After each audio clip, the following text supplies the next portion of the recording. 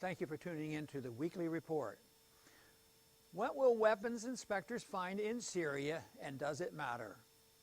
Inspectors from the Organization for the Prevention of Chemical Weapons, OPCW, have finally arrived in Douma, Syria, to assess whether a gas attack took place earlier this month.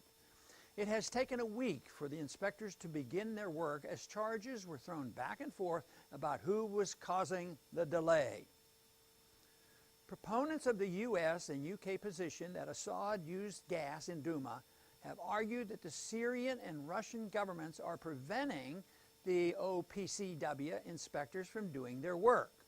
That, they claim, is all the evidence needed to demonstrate that Assad and Putin have something to hide. But it seems strange that if Syria and Russia wanted to prevent an OPCW inspection of the alleged sites, they would have been the ones to request the inspection in the first place. The dispute was solved just days ago as the OPCW Director General released a statement explaining that the delay was due to UN Security Office concerns for the safety of the inspectors. We are told that even after the OPCW inspectors collect samples from the alleged attack sites, it will take weeks to determine whether there was any gas or other chemicals released.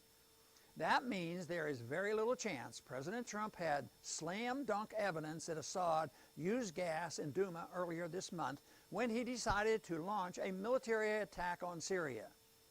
To date, the U.S. has presented no evidence of who was responsible or even whether an attack took place at all.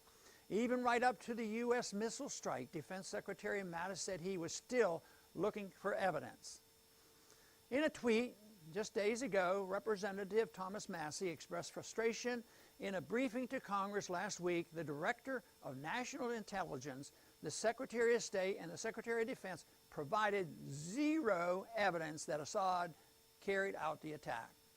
Either they have it and won't share it with Congress, he wrote, or they have nothing. Either way, he added, it's not good. We should share Representative Massie's concerns.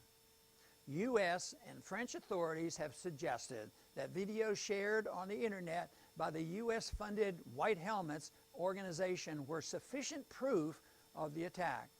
If social media postings are these days considered definitive intelligence, why are we spending $100 billion a year on our massive intelligence community?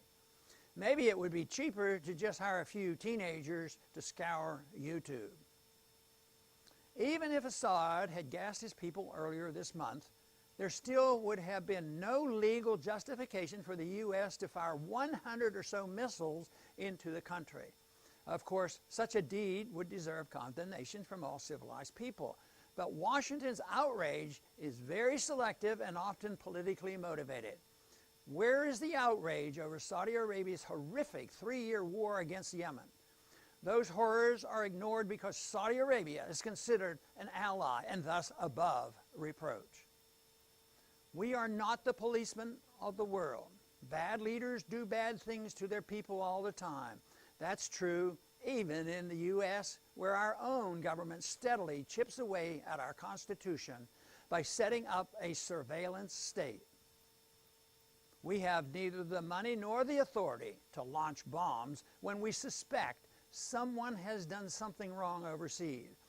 A hasty decision to use force is foolish and dangerous. As Western journalists reporting from Douma are raising big questions about the official U.S. story of the so-called gas attack, Trump's inclination to shoot first and ask questions later may prove to be his downfall. Thanks for listening.